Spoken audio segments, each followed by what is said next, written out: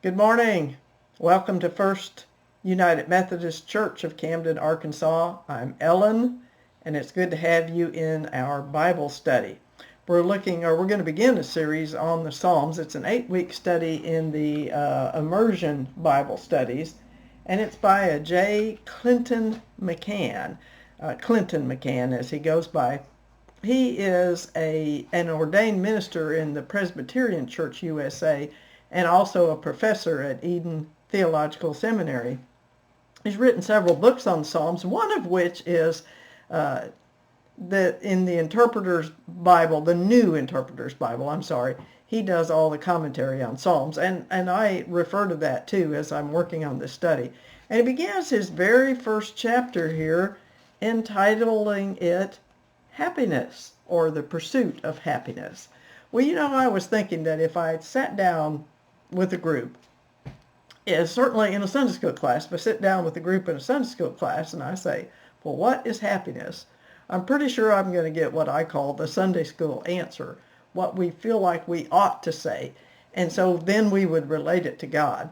But I think if I, just went into a social gathering or something and asked what is happiness, I wonder what our answer would be. Our non-church answer, I guess I should say. Well, or maybe I should put this another way. What does our society suggest is the way of happiness, or what makes for happiness? Well, you don't have to be very observant to understand that our society really pushes the idea that happiness comes from having things, from making a lot of money, from having power, or the power that goes with having a lot of money, from buying things. We're always thinking that if I can just buy that one more toy, or if I could just have a little bit more money, then I'll be happy. And really, we consider people who are wealthy to be happy and to be successful. We certainly think of them as successful. We know their names. We know names of very wealthy people. Like Jeff Bezos. I can say his name and almost everyone knows who he is, or Mark Zuckerberg, or Elon Musk, or Bill Gates. I guess he's getting a little out of the headlines now, but we know those people because they're wealthy. And because they're wealthy, we think they're successful and they must be happy. We make heroes out of rich people. But is that what real happiness is? What is real happiness? What makes for a happy person? Well, Clinton McCann says that Psalm 1 is a good resource for learning about what it means to be truly happy. In fact, he says that in a sense, the whole book of Psalms is about what it means to be truly happy. And it's Psalm 1 that introduces this theme of happiness, as well as also bringing up, kind of related to it, two contrasting lifestyles, that of the righteous and that of the wicked. Okay, so what is a happy person? And by the way, the psalm in its original form actually begins with the word happy, as it does here. I'm going to read this little short psalm to you out of the New Revised Standard Version.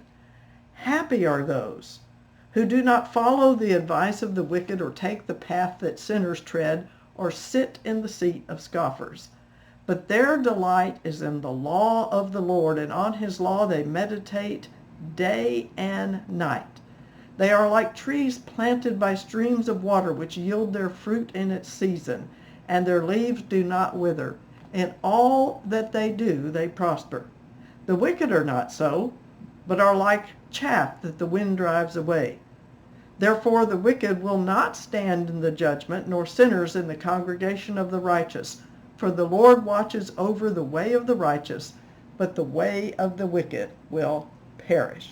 So the happy person, according to this verse, well, we come to know what the happy person is by contrast with what the psalmist calls the wicked person.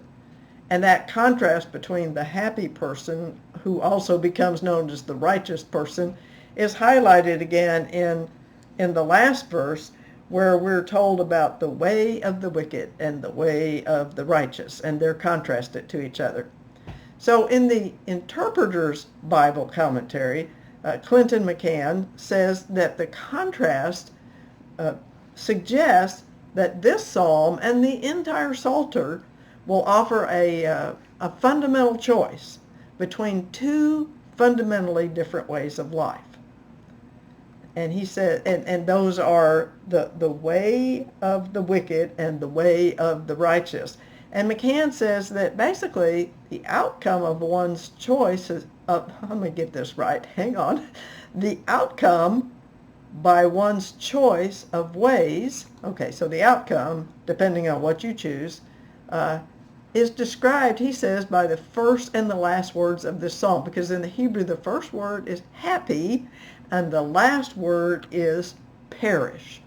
So those who choose the way of the righteous, happy, and those who choose the way of the wicked, perish. That's the outcome of the choice that's made.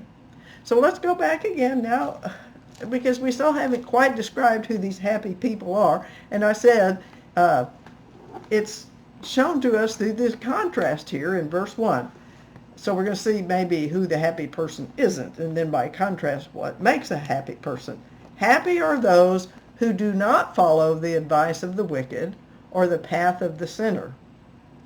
Think of the sinner as one who misses the mark. Okay, so happy are those who don't follow that way. Happy are those who do not sit in the seat of the scoffers. And Reverend McCann said that the term scoffer that's used here is used in many other places in the Psalms to suggest, as he puts it, persons who are arrogantly unwilling to accept instruction. Okay, so a happy person is not one of these people. The happy person is not like the scoffer. The scoffer is unwilling to accept instruction, even arrogant about it, like he doesn't need any instruction. So obviously, the happy person is going to be willing to accept instruction. And here's the contrast in verse 2, because the writer then says, but their delight, that is the delight of the happy person, of the righteous person, their delight is in the law of the Lord, and on his law they meditate day and night. So they're delighting in the law of the Lord. Boy, has this particular verse been misunderstood. Many people have understood this verse here to refer to what I call the Old Testament law, the code and all those laws that you find in Deuteronomy and elsewhere in the first 5 books of the Bible. And people will read it like this and see that as the law, and then they'll insist upon legalism. Of course, I've discovered that with legalism and with following the law, although we might grab that Bible and call it a rule book for ourselves, we very often are more concerned about it being a rule book for other people. But this makes it sound like somebody's following all the rules and they're doing it day and night. Excuse me. Well, Professor McCann says that the word that has been misunderstood here as a form of legalism doesn't mean that at all. He said, I believe the word that was used is Torah, but its translation, he said, would be better if you use the word instruction. It means instruction. And by the way, that is the way that I read you the NRSV version. The CEB, the Common English Bible, actually does use the word instruction. I didn't start with this because I wanted us to hear it the way some of us old geezers, if any of you watching are an old geezer or listening, that we've heard it so many times before, the law of the Lord. But listen to these same verses again in the more contemporary version. The truly happy person doesn't follow wicked advice, doesn't stand on the road of sinners, doesn't sit with the disrespectful. Instead of doing these things, these persons love the Lord's instruction, and they recite God's instruction day and night. So the truly happy person is not a scoffer who doesn't think that he needs any instruction, but one who loves the Lord's instruction and recites God's instruction day and night. That's what they're doing. In short, as Reverend McCann puts it, genuine happiness derives not from doing what we want, but rather from attending to and doing what God wants.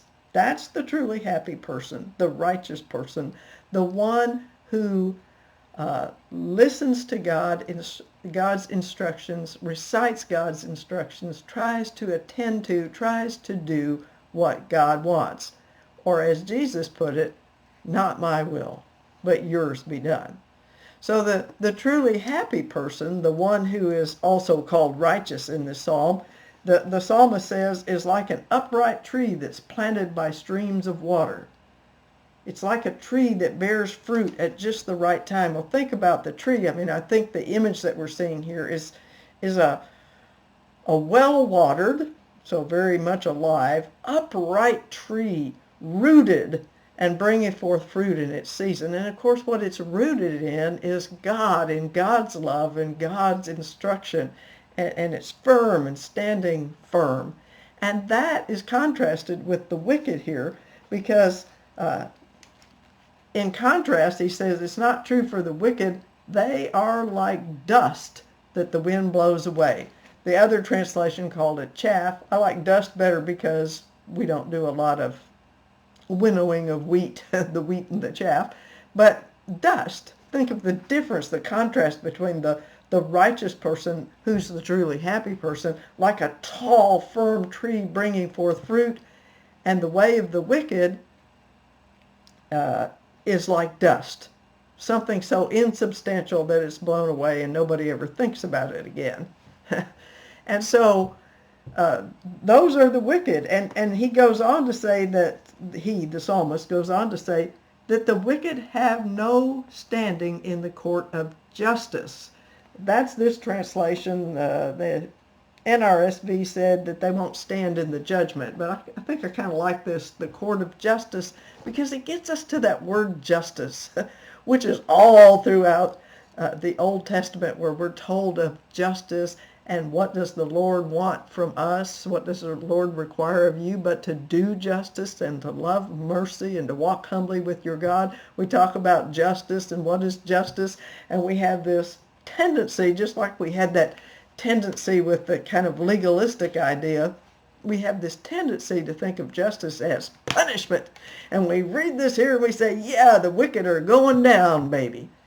But justice in the Old Testament, justice in the Psalms, doesn't necessarily mean reward for goodness or punishment for bad deeds. Instead, as Professor McCann puts it, God's justice is something different. It means not giving people what they deserve, but rather giving them what they need. It means setting the world right so that all people may live, especially those persons whose lives are most threatened and most vulnerable. That's justice. Justice is giving people not what they deserve, but what they need. And I know we have trouble sometimes wrapping our head around that, because we think if people have been bad, they should be punished. If people have been good, they should be rewarded. But justice means that we take care of people. And justice means that we equitably distribute things. We don't allow poverty. We don't turn our back on people who are poor. We don't look at people who have nothing and say, well, he's lazy and he's shiftless. He might be, but he's still hungry. Justice means that we care about those who are poor. We care about those who are suffering. And for God, justice is giving people what they need instead of just what they deserve. And if we're not comfortable giving other people what they need and ignoring what we think they deserve, then we just need to remember what God has done for us. Thankfully, he doesn't give us what we actually deserve, but what we need, which is his precious, precious love. Okay, but what makes a person a righteous person, or someone who's following the way of the righteous, as the psalm puts it, instead of the way of the wicked? Well, Professor McCann has a good way of putting it. He said that righteousness has to do with how we orient our life. In other words, where is our focus? Where's our attention? Where's our direction? How do we orient our life? Those who are righteous, the truly happy, are those who choose to orient their life toward God and what God wants. So to be righteous doesn't mean that we do everything right, which is a good thing, because if so, none of us could be righteous. Righteous people don't get it right all the time. Righteous people don't do everything right all the time. Righteous people often fail. They sin. That's the reason that the psalmist in Psalm 32 declares that the one whose wrongdoing is forgiven, whose sin is covered over, is truly happy. Because we know that we sin, but God loves us and God forgives us. So when we make God our focus, when we orient our life towards God, when we recognize that we are sinners, and when we can rejoice in the marvelous grace of God that God has forgiven us, that's the way of righteousness. That's the way that leads to the happy person. The righteous person recognizes their need for God and rejoices in God's love and desires to return that love by loving God and loving God's children. The person who chooses the way of wickedness, by contrast, is not necessarily someone who does all these evil things. I mean, when we hear the way of the wicked or the wicked, we think of somebody who's just blatantly cruel, a Hitler type person. But actually, the wicked is, in our society, a lot of times we would look at someone and think they're, quote, a good person, and they may be a good person. They may do good things, but what makes for the way of the wicked has to do with orientation. These are people who don't focus on God, but instead focus on themselves. So we can fall into that trap easily enough, can't we? When we turn our focus away from God and turn our focus in towards ourselves, when we try to be self-reliant, when we try to focus on number one, that's when we are following the way of the wicked. I want to read how Professor McCann puts it, because he does a better job than I am stumbling around here doing right now. Let me find it here. He says that the Hebrew word Torah, which is translated instruction in Psalm 1, came into the Greek as the word nomos, N-O-M-O-S, nomos. And he says there is in English a word that utilizes this root and helps us understand the essence of wickedness in the Psalms. It is the word autonomy. Auto, of course, means self, and pneumos means instruction or law. And thus the word autonomy, in its basic sense, means to be self-instructed, or even to be a law unto oneself. In short, the wicked are those who are essentially selfish. Now, he said all this should give us pause. In our contemporary society, autonomy is generally considered to be an unambiguous virtue. And then he'll go on to say, and I think we would agree, that yes, we do try to teach our children to be self-sufficient and self-motivated. We do need a certain amount of that kind of autonomy. But, he says, it's all too easy for a healthy self-concept and self-sufficiency to slide over into pure selfishness. In a society like ours that encourages us to pursue happiness by getting what we want and looking out for old number one, that is ourselves, it's not surprising that selfishness is pervasive and that a sense of entitlement is rampant. We must face the uncomfortable and unsettling possibility that we often aspire to be what the Psalms call wicked. That gives us something to think about. This is a good book. I recommend reading it if you get a chance. So to be what the psalm is calling wicked isn't necessarily a doer of evil deeds as much as one who's not orienting towards God. And it's really hard with the pervasive, and I might even say siren call of our culture to look out for number one, to take care of ourselves, and to acquire material possessions. It's hard to stay oriented towards God. We have to willfully make that choice. Now, people who are self-oriented often seem to prosper, and that's another problem. We don't have time to go into it now, but there's a really good psalm about that, Psalm 73, where the psalmist basically complains that the people that are following the way of the wicked seem to be prospering, and I'm having problems, and how can that be? And it seems to contrast with what Psalm 1 is saying here, because it says, when it's talking about you being the tall tree and everything, it says, whatever they do succeeds. That's the CEB, or this translation says, in all that they do, they prosper.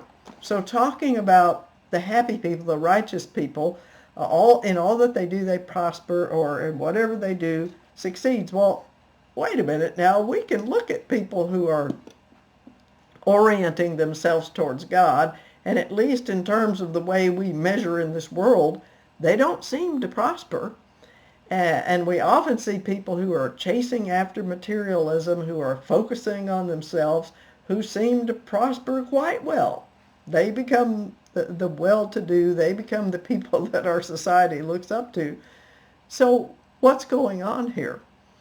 Well, it helps that Professor McCann says that a better translation of the verb that is used here as prosper or succeed is thrive. Thrive, thrive. McCann says the righteous or truly happy person cannot expect fame, fortune, and a carefree life. In fact, the righteous in the Psalms are persistently opposed and oppressed. The promise to the righteous is that in the midst of such setback and suffering, they will continue to thrive. Why? Because their lives are inextricably connected to God and grounded in all God's instruction. Psalm 72:28 puts it, true goodness is to be near God. Hear that again. True goodness is to be near God. My friends, that is what is meant by success. To be near God. You know, ultimately, what the materialistic, self-oriented person chases will not hold up. We always think it's going to, but it doesn't. It doesn't hold up. I can't tell you how many times I've looked at someone, that was wealthy, that was being bragged about on TV, or maybe someone that was powerful. And I've said, and oftentimes in a group of Christians, well, I know that person is a very unhappy person, especially if you see one that's very self-centered, but yet they're making a lot of money. And sometimes people will seem surprised and they say, really? I mean, he's loaded, he's got all this money. But I don't think we can be happy when we're not loving as God called us to love. We're not truly happy. You'll have momentary happiness, if you win a struggle, if you come out the winner, that feels good for a minute. If you get that power play and you get the power, you get the money, you buy what you want, there's a momentary little thrill, but it's not deep and it's not long lasting. It's not real. It's ephemeral. It's like dust. It's like chaff. That's what the writer says about the way of the wicked, the way of choosing yourself. The way of putting yourself first instead of God first is the way that will be like dust. It will blow away, and it will not stand up in the court or the assembly of the righteous. The wicked, remember, the wicked are the ones that follow their own way. They don't stand up in the court of justice. They don't stand up in the assembly of the righteous, because with the righteous, the Lord is intimately acquainted with the ways of the righteous. Do you hear what that is saying to us? The Lord is intimately acquainted with the ways of the righteous. It's really about relationship. God, God knows what the way of the wicked. God knows what the people who are choosing to follow self, God knows what they're thinking. He knows what they're doing. He desires, he longs for them to follow the way of righteousness because that's where the deep personal relationship comes from. The Lord is intimately acquainted with the way of the righteous. God knows you, his children. He loves you. He has redeemed you. He has called you by name, and he calls you to become a person who is truly blessed, who finds real happiness and real success by loving God, by orienting yourself towards God, and knowing that when we follow God, we follow the way that is love of God and love of our fellow human beings. And what a marvelous and glorious life that is. Happy is the one who loves God and who follows his way. God bless you all, my friends. Have a rich, happy, and successful week. Bye-bye.